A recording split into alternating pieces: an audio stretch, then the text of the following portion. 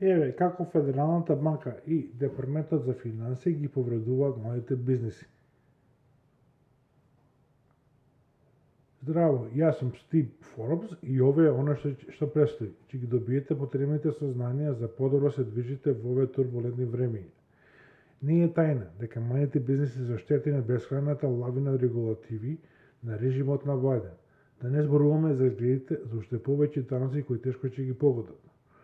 Но 20 негативци за малите и помалите предпријатија кои речиси никогаш не се спомнати се Федералната резервна банка и Департаментот за финансии. Помалку од големите компании сметаат на краткорочно кредитирање за финансирање на залихите за проширување. Федералната резервна банка чичко сем стана огромни краткорочни заемопримачи што ги цицаат ресурсите што вообичаено би биле достапни за продуктивна потреба страна на приватниот сектор, особено малите бизниси. Вашингтон има издадено повеќе од трилиони долари државни меници од вредност со рок на доспевање помали од 360 дена.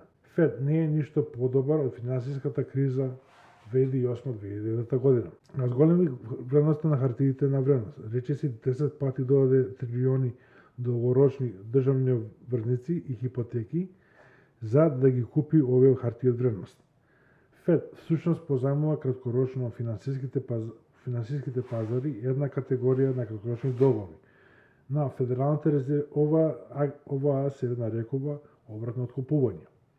Овие договори ги поништуваат закупувањата, накратко овие се номерили на фондовите на пазарот на пари. Тие вкупно изнесуваат речиси 500 милиарди долари. Фед исто така има околу 3 трилиони долари банкарски резерви на кои напаѓа камата над 5%.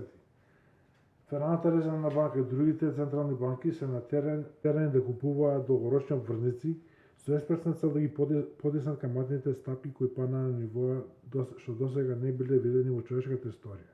Дури имавме спектакл на негативни каматни стапки. Јапонија беше застапник и практичар на ова. Наводната цел беше да се стимулира економскиот раст, злато беше стагнација со пари. Речиси, сите влади натрупани со долгови на трошоците за финансирање на ова растечко задолжување се намалија, како што се намалуваше нивото на долгот. Но во реалниот свет владата која сица се повеќе ресурси од економијата ја остава таа економија сиромашна. Приватниот сектор создава ресурси, а не владата.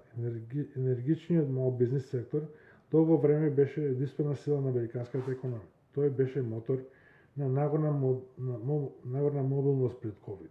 Например, за да американците започнат нови бизнеси и со три пати побрзо темп од било која друга група во земјата, тие добиваа кредити од банките. Но огромна пречка за проширување на нивните бизнеси беше недостигот на капитал. Пред многу години банките беа најголем извор за пари за стартување на новите предпријатија. Повеќе не, благодарејќи на кршењето на регулативата и сега федералните резерви чичко сем, кои се обидуваат краткорочно да го направат она што требаше да го направи нашата влада, е намалување на своите краткорочни задолжувања, издавање на повеќе долгорочни обврзници, што би ослободило дополнителни пари за продуктивно кредитирање помали бизниси. Министерството за финансии сепак го направи спротивното. Фед треба да го забрза темпото на намалување на неговиот дебел биланс, кој изнесува над 7 трилиони долари, наместо тоа го прави спротивното.